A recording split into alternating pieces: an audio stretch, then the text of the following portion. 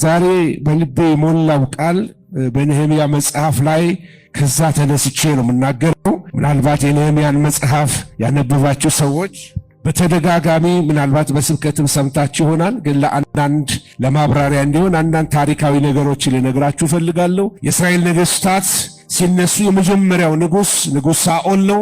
ቀጥሎ ዳዊትን ትመለከታላችሁ፣ ከዛ ሰሎሞን። እነዚህ ተከታትለው ሲሄዱ ከሳኦል ዘመን በስተቀር በዳዊትና በሰሎሞን ዘመን ጥሩ የሆነ የዳዊት መንግስት ወይንም ደግሞ የእግዚአብሔር ሐሳብ የተደላደለ ነበረ፣ መንግስታቸው የተደላደለ ነበር። በኋላ ግን እስራኤል ሁለት ቦታ ተከፈለች፣ እስራኤልና ይሁዳ ተብሎ። ከሮብዓም ዘመን በኋላ ሁለቱ ተከፈለ። የተከፈለበት ምክንያት ታውቃላችሁ ብዬ አስባለሁ። እነዚህ ሁለቱ ከተከፈሉ በኋላ እስራኤል የሚለው የሰሜኑን ክፍል ሰማርያን ዋና ከተማ አድርጎ እስራኤል ተብሎ የላይኛው ክፍል ያዙ። ከታች ያሉት ደግሞ ይሁዳ ተብሎ ቢንያምና ይሁዳ ሆነው አንድ ላይ ይሁዳ ተብሎ ይሄዱ ነበር። ለብዙ ዓመት አብረው ተካፈሉ። ብዙ ታሪኮች አለ። እግዚአብሔር በተደጋጋሚ ይናገራቸው ጀመረ። በተለይ በኤርምያስ ዘመን ወደ 5 ነገስታት ወድቀው እስኪነሱ ድረስ ነገስታት ይወጣሉ፣ ነገስታት ይወርዳሉ። ኤርምያስ 5 ነገስታት ውስጥ ትንቢት ይናገራል። ተመለሱ እያለ አስጠነቀቃቸው እያለቀሰ። እንደውም መጽሐፍ ቅዱስ ላይ አንብባችሁ እንደሆነ ሰቆቃ ኤርምያስ የእንባ የጩኸት መጽሐፍ ነው ያ መጽሐፍ። እና ሰቆቃ ኤርምያስ ላይ ውሃችንን በገንዘባችን ገዛ ነው እስኪል ድረስ እስራኤልን ባቢሎን ይመጣና ይከፍላታል። ከላይ ያለውን አሶር ይወስደዋል፣ ከታች ያለውን ደግሞ ባቢሎን ይወስዳታል። እና ከዚህ ከተከፋፈሉ በኋላ ወደ ባርነት ከመሄዳቸው በፊት ኤርምያስ በትንቢቱ ምን አለ? 70 ዓመት በተፈጸመ ጊዜ አስባችኋለሁ፣ እንደገና ጎበኛችኋለሁ፣ እንደገና ወደ ሀገራችሁ መልሳችኋለሁ፣ እንደገና ካቆማችሁበት ትቀጥላላችሁ ብሎ እግዚአብሔር ተናግሯቸው ሄደ። በቃ እግዚአብሔር ይናገራል። ፍርድ ከመምጣቱ በፊት እግዚአብሔር ነቢያቱን ይልካል፣ ድምፁን ያሰማል። ሰዎች ልባቸውን ካገነተሩ መጨረሻቸው ጥሩ አይሆንም። እግዚአብሔር ሲናገር መልካም ነው። ነገር ግን ተደጋግሞ ሲመጣና ካልታዘዝ ነው ግን ፍርድን እንደሚያስከትል እንዳውቅ ይገባል። እግዚአብሔር ፍቅር ነው።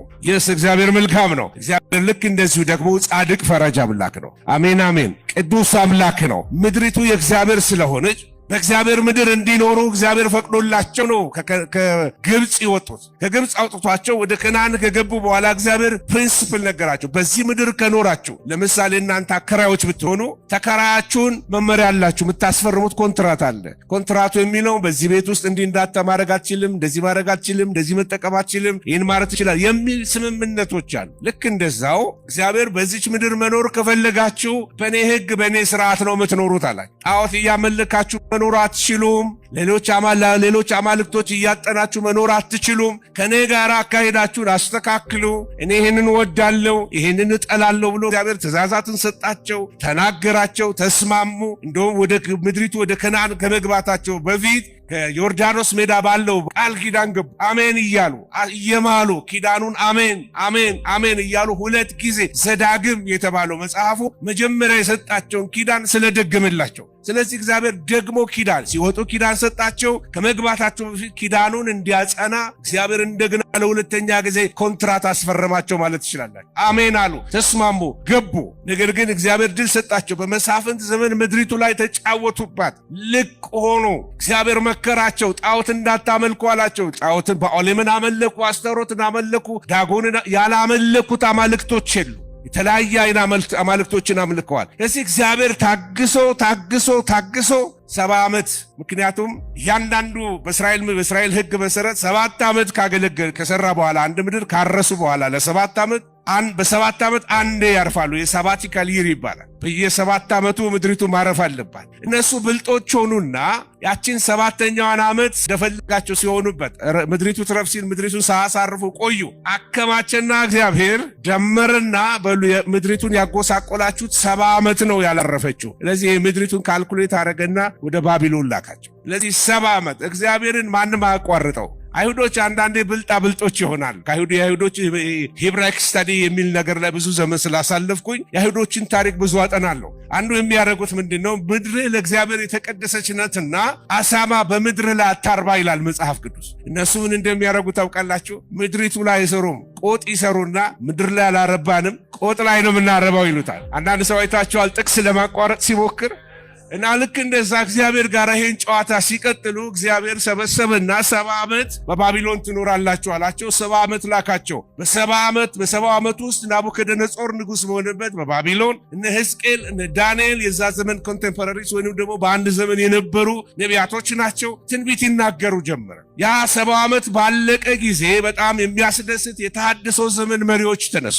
እንደምታውቁት እነ አስቴር እነ እዝራ እነ ነህምያ እነ መርዶክዮስ ዘመን ያ ዘመን የተሐድሶ ዘመን ይባላል። በዛ ዘመን ነቢያቶች ነበሩ። ሐጌና ዘካርያስ ነበሩ። ሐጌና ዘካርያስ ምን ይሉ ነበር? በርቱና ስሩ ይላል እግዚአብሔር፣ ከፊተኛው ቤት ክብር ይልቅ የኋለኛው ቤት ክብር ይበልጣል። እስቲ አሜን በሉ።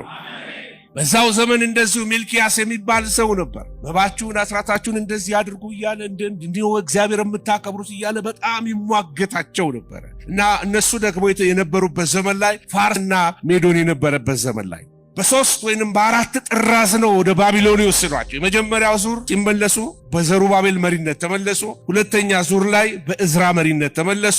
ሶስተኛው ዙር ላይ ነህምያ ሲመጣ ትመለከታላችሁ። አራተኛው ዙር ላይ እንደገና ተመልሶ ነህምያ ወደ ፋርስ ሲመለስ ትመለከታላችሁ። ወደ ታሪኩ ስገባ ነህምያ አንድ የሚናገረው ቃል አለ። ነህምያ ምዕራፍ 1 ቁጥር 5 ላይ እናንተ እስከ 11 አንቡት፣ እኔ አንዷን ቁጥር ብቻ ወስዳለሁ ከጊዜ አንጻር። ይህንንም ቃል በሰማው ጊዜ ተቀምጬ አለቀስኩኝ፣ አያሌ ቀንም አዝን ነበረ ይላል። በሰማይም አምላክ ፊት እጾምና እጸልይ ነበረ። ይሄ ታሪክ የምን ታሪክ ነው?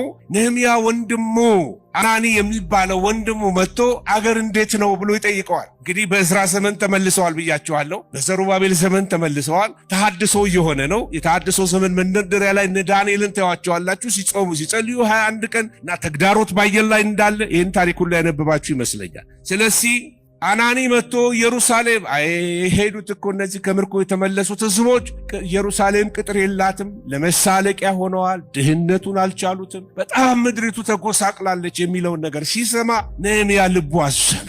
አንዳንዴ እግዚአብሔር ወደ ህይወታችሁ አንዳንድ ሸክም ያመጣል። እግዚአብሔር ሲያሸክማችሁ ሰው አይነሳውም፣ ራሱ መንፈስ ቅዱስ ነው የሚያነሳው። መማለድ ያን የሚያስተምረን ይሄ ሸክም በዕብራይስጥ ማሳ ይባላል። ማሳ ማለት በላያችሁ ላይ ቁጭ አድርጎ እግዚአብሔር ማልዳችሁ ነገሩን ከላያችሁ ላይ ሲያነሳው ብቻ ነገሩንም መጸለይ አትችሉ፣ ይሄዳል። አንዳንዴ ለሀገር ሸክም ይሰጣቸው ሰዎች አሉ። አንዳንዶች ለሰዎች ሸክም ይሰጣቸዋል። ይማልዳሉ፣ ይጾማሉ፣ ይጸልያሉ። ነህምያ የሆነበት ይሄ ነው። ኖርማል ሰው ነው፣ የተማረ ሰው አይደለም። ይሄ ኢንተሌክቹዋል የሚባል ትልቅ ቤተ መንግስት ውስጥም የሚሰራው ጠጅ ቀጂ ነው፣ ወይንም ደግሞ የታመነ ሰው ነው። በእርግጥ ለንጉሱ ጠጅ እየቀዳ እያለ ፊቱ ሁሉ ሐዘንተኛ ነው፣ ንጉሱ እስኪጠይቀው ድረስ። ይሄ ሐዘን የምን አይደለም አለው። ይሄ ሌላ የልብ ሐዘን ነው አለው። የውስጥ ሐዘን ነው። ሳምቲንግ በቃ ውስጣዊ የሆነ ስብራት ደርሶ ይሄ የሸክሙን ጥልቀት ያሳያቸዋል። የነህምያ ደስታ እግዚአብሔር ደስ የሚለው ነገር ነው። እግዚአብሔር የሚያስደስተው ምንድነው? የህዝቡ መታደስ ነው። ክብር ለእግዚአብሔር ይሁን። የእግዚአብሔር ሰዎች ደስታቸው፣ እንጀራቸው፣ ጥጋባቸው ፊታቸው ሲያበራ ካያችሁ መንፈስ ቅዱስ ከነሱ ጋር ሲሆን ብቻ ነው።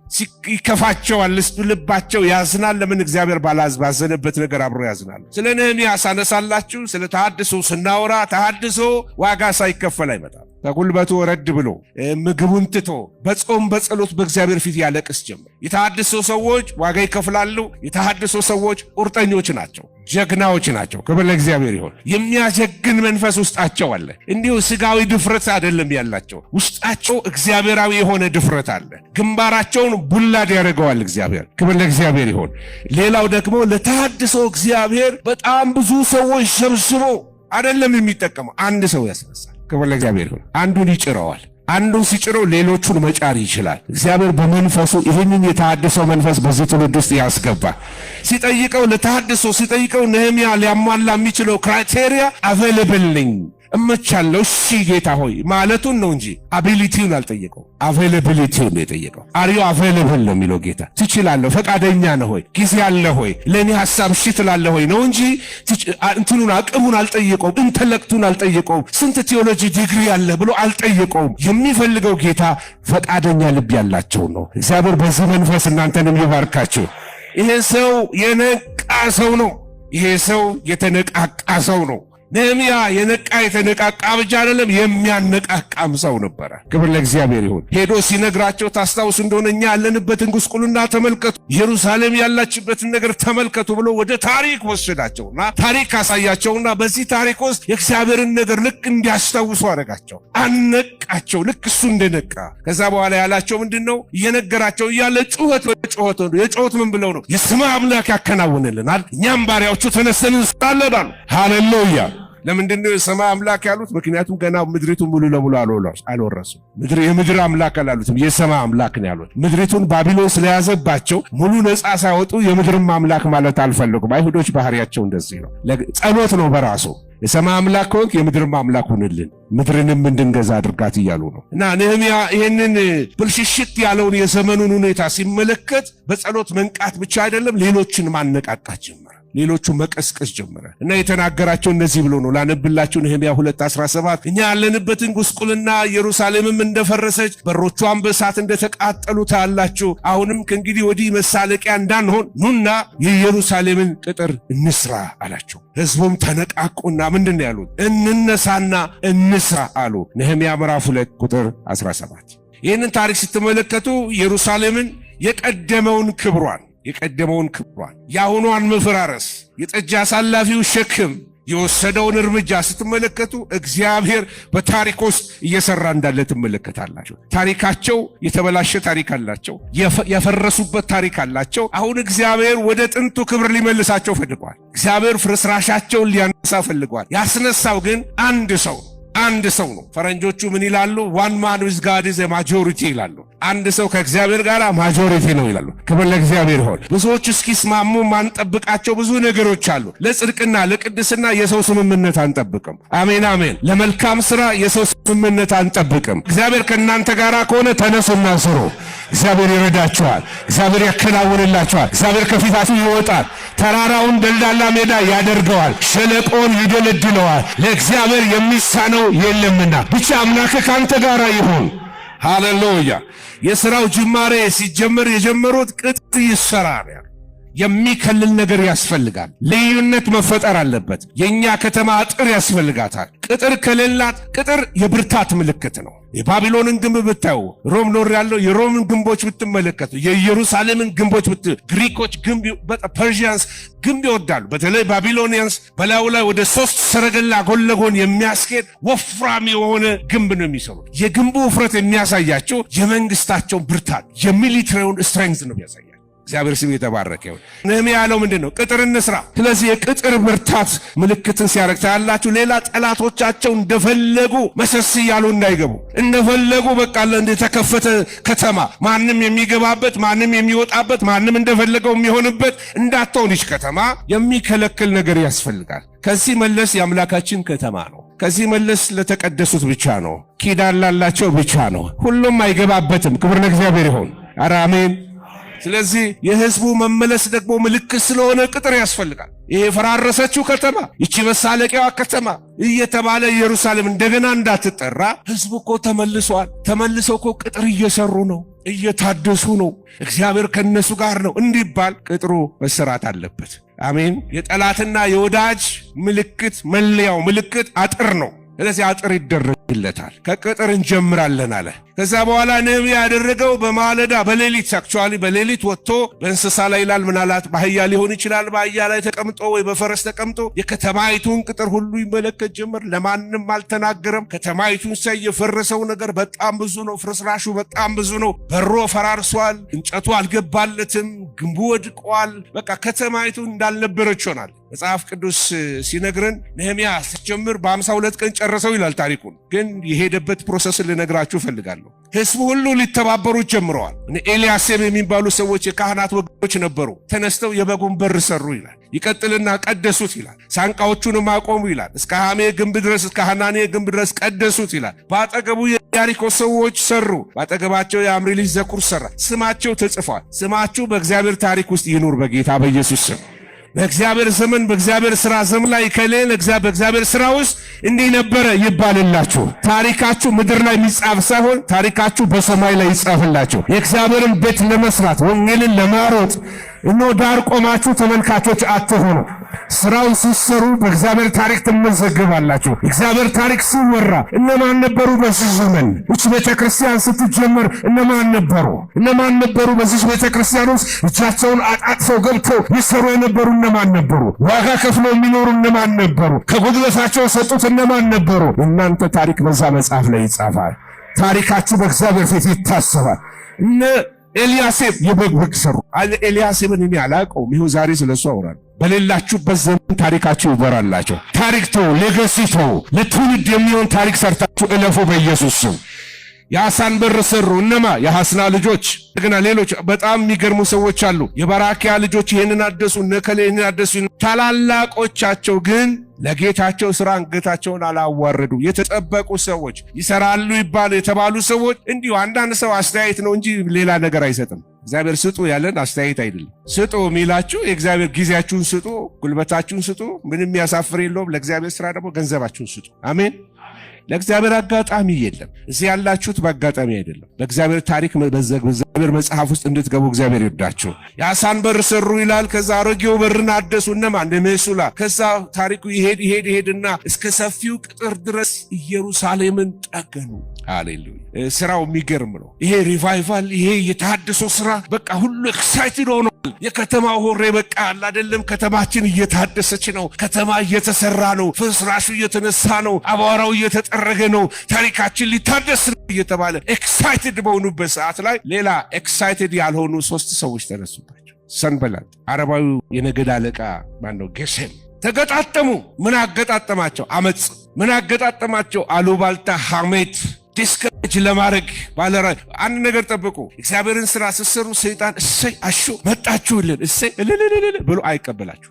እንኳን ጠላት ተዋጋችሁ። አንዳንዴ ሰይጣን ሲንቃችሁ አይዋጋችሁ። እዚህ ቤት ሰው አለ። እንደውም አንዳንዶቹ እንደውም በጣም ከመናቁ የተነሳ ስፖንሰር ያደርጋቸዋል። ምንም ማተር አያደርጉም። ምንም ኢንዲፍረንስ፣ ምንም ነገር ተጽዕኖ የምታመጣን ቤተክርስቲያን ገና ከታቿ ሊነቅላት ነው የሚነሳው። በቀንዱ ሊወጋት ነው የሚነሳው። ወገኖች ሆይ እግዚአብሔር ይነሳ፣ ጠላቶቹ ይበተኑ። ሰንበላጥ፣ ጦቢያ፣ ጌሴም ተነጋገሩ። ይሰበሰባሉ፣ ያድባሉ፣ ያወራሉ። የኮፊ ወሬያቸው ሁሉ በቃ አሉባልታ ነው፣ ወሬ ነው፣ አድማ ነው፣ ሴራ ነው። ቁጭ ብለው በዚህ ሰው ላይ እና ተሐድሶ ለማምጣት የሚንቀሳቀስ ሰው ሁሉ ተግዳሮት ስላለበት ይህ ልናውቀው ይገባል። ነህምያ ገጥሞት ነበረ። ግን ለእያንዳንዱ ተግዳሮት የሚሰጠው ምላሽ በጣም ስለሚያስደስተኝ እሱም ብቻ ነግሬያቸው ወደ ሰመሪ ይሄዳሉ። ጠላት በጣም ስትራቴጂክ ነው። የመጀመሪያው ስትራቴጂ ሳቀባቸው፣ የምጸት ሳቅ እና ነህምያ ምን አለ? በንቀት ጠላቶቻችን በንቀት ሳቁብን። ዓላማው ምንድነው? የመሳቁ ተስፋ ሊያስቆርጠ። የምትሰራው ስራ ቫልዩ የለው። ምንም ዋጋ ቢስ ስራ ነው የምትሰራው። ምንም አንተ ማተር አታረግ። ራሳችሁን ዳውት እንድታረጉ፣ ራሳችሁን እንድትጠራጠሩ፣ የምትሰሩትን ስራ እንድትጠራጠሩ ሊያረጋችሁ ይስቅባችኋል። አዶኖ ተረቱን በትክክል አላውቀውም፣ ግን አንድ ሰው ሲናገር ነው የሰማሁት። የኔ አይደለም። አህያና አባትና ልጅ ናቸው። አህያ ላይ ተቀምጠው ሲሄዱ የሚያልፍ ሰው ሁሉ አስተያየት ይሰጣቸው። አቤት አቤት አቤት አቤት፣ አሁን እንስሳውን እኮ ገደሉ ሲሉ አባት እየወረዱ፣ ከዛ ትንሽ እንዳለፉ ሌላ ሰው ደግሞ አስተያየት ሰጠ። አቤት እንደው የዘመኑ ልጅ እንደው አባት በእግር እየሄደ ልጅ ተቀምጦ ይሄዳል ብሎ ደግሞ ሲተቹት ልጅ ወረደ። ከዛ አባትየው ተቀመጡ። አባትየው አቤት አቤት፣ አሁን ይሄ ልጅ አንድ ፍሬ ልጅ እንደው በእግሩ ይችላል ምን አለ ሲል እሳቸው ምን ያርጉ? ሁለቱም ወርደው በእግር ሲሄዱ መጨረሻ ላይ እንደው ይስቁባቸው ጀመር። እንደ ሞኞች እንደባቸው። ምንም ነገር አድርጎ ጠላት ስለናንተ የሚናገረው አንድ ነገር አለ። ኦፒኒየን እየሰማችሁ ከሄዳችሁ ሰዎች የተለያየ ኦፒኒየን ይሰጧቸዋል።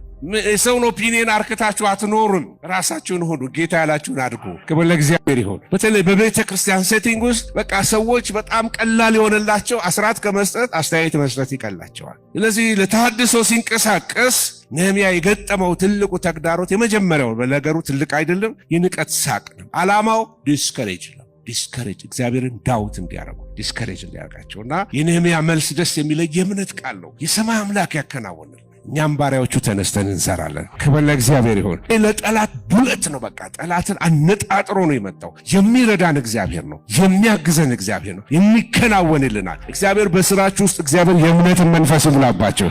ይረዳኛል የሚለው መንፈስ ከእናንተ አይለይ።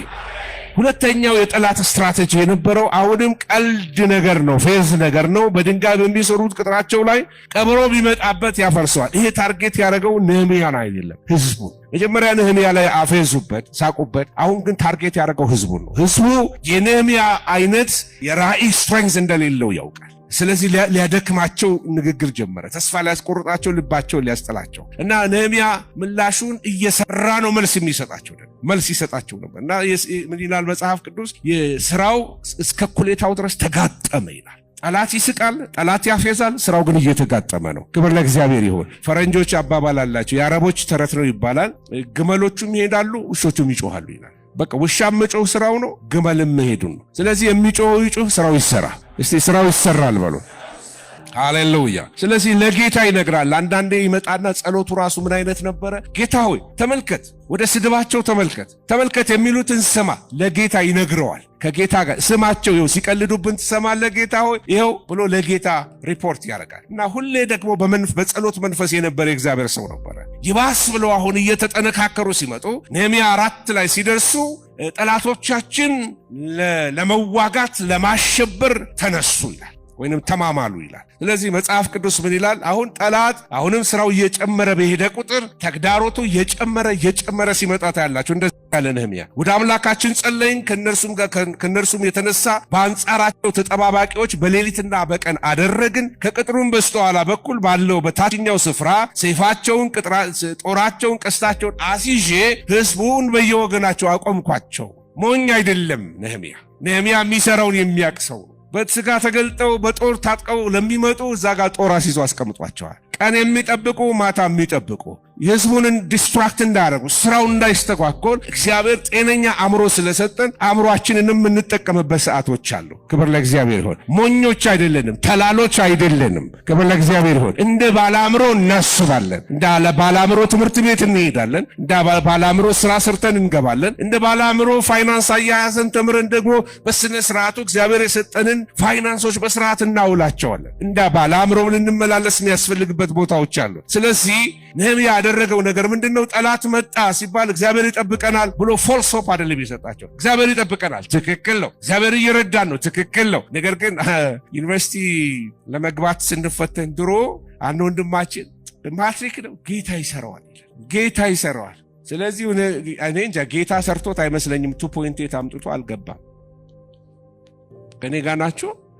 ጌታ ይሰራዋል እያለ አያነብም። ጌታ ይሰራዋል እያለ ጸሎት ብቻ ነው፣ ወይም በቸርች ያሳብባል። ደግሞ እውነት እንነጋገር ካልን መንፈሳዊነት ከባላምሮም ያረጋል፣ ሚዛናዊ ያረጋናል።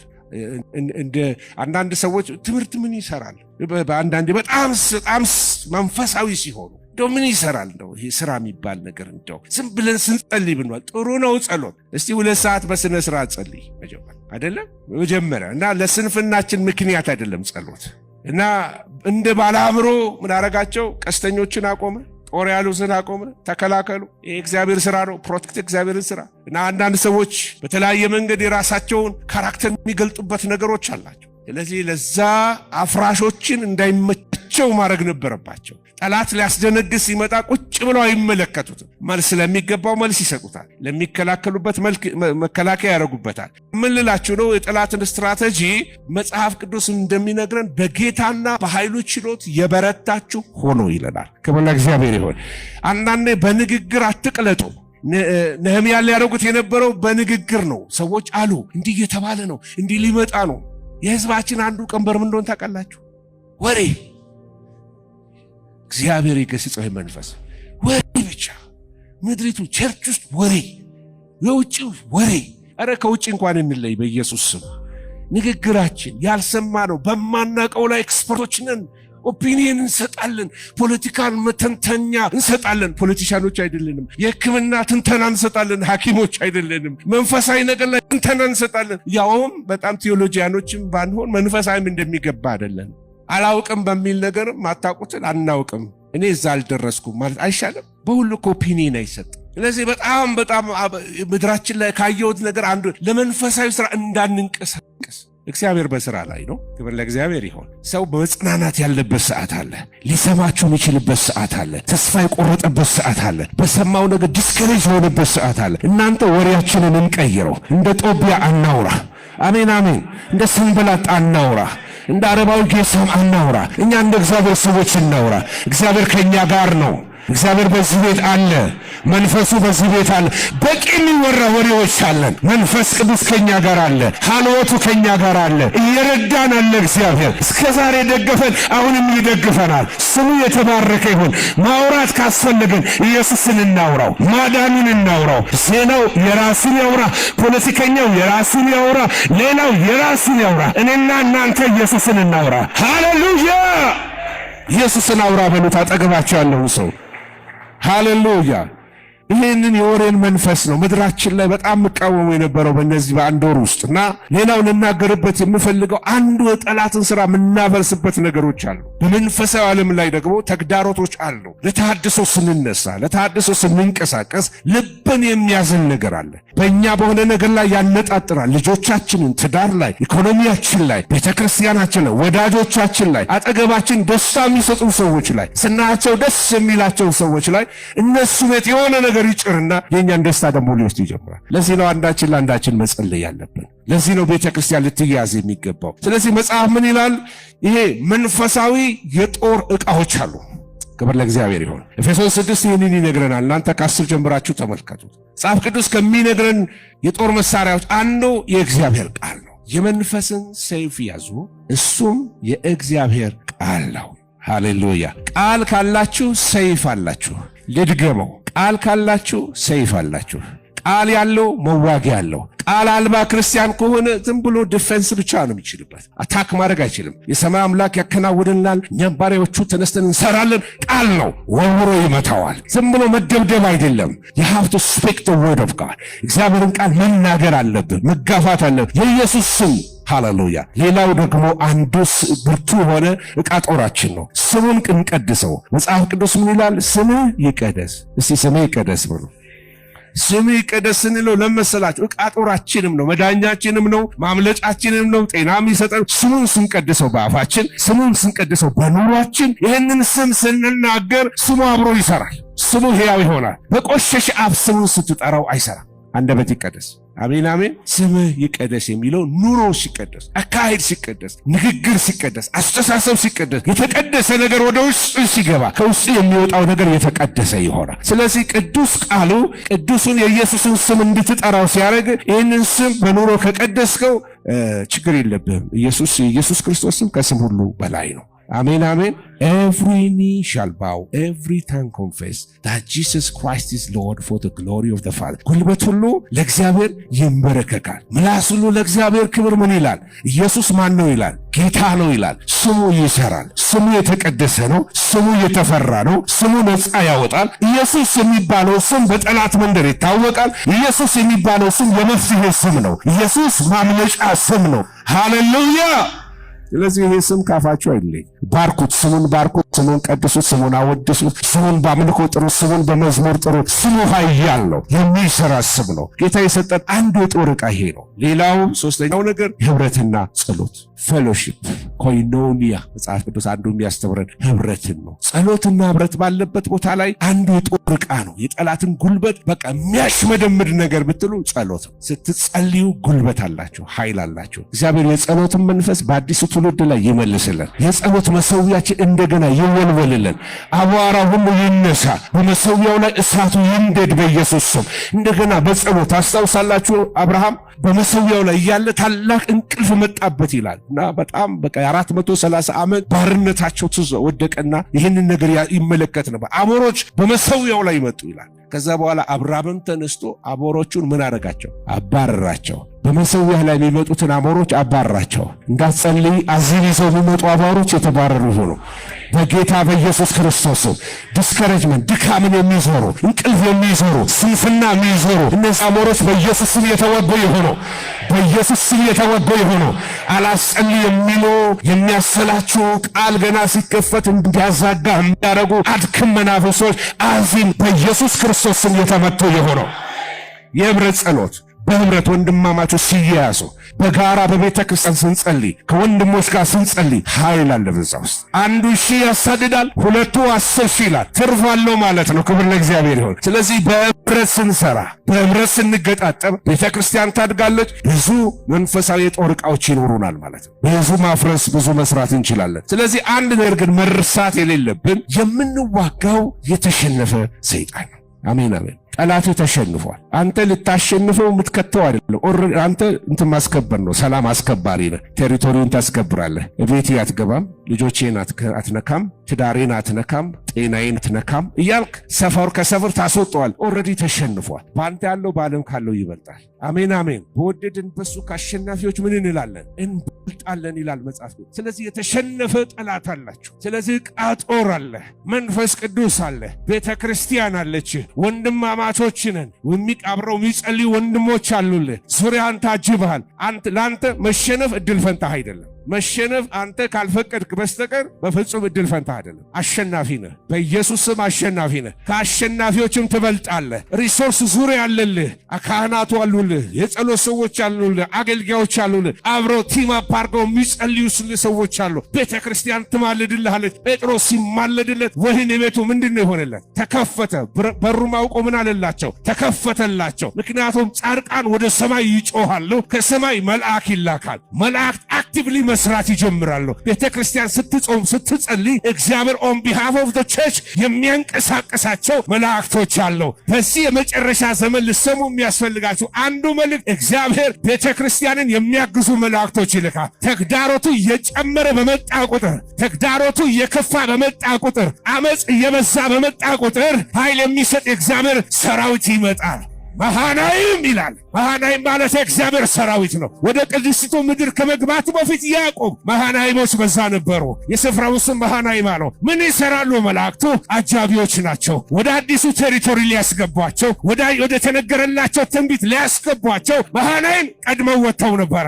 ያዕቆብ ሲመጣ የስፍራው ስም መሃናይም ብሎ ጠራው። የተገናኙት የእግዚአብሔር መላእክቶች ናቸው። በጌታ በኢየሱስም በዚህ ዘመን መጨረሻ እግዚአብሔር የሚያስገባ ጦር ሰራዊት ይላክላቸው። ሲደክማችሁ የሚደግፉ ሰራዊቶች ይላክላቸው። እግዚአብሔር ትልቅ አምላክ ነው። እሱ ስሙ የሰራዊት አምላክ ነው። ሰራዊት አለው። ሰራዊት አለው። የሰማይ ሰራዊቶች አለው። የሚደግፉ የሚዋጉልህ፣ በር የሚያስከፍቱልህ፣ መንገድ የሚያቀኑልህ will protect you ይከላከሉልሃል። አትነካውም ይላሉ። ኢየሱስ ጌታ ነው። እግዚአብሔርን አመስግነን። ሃሌሉያ።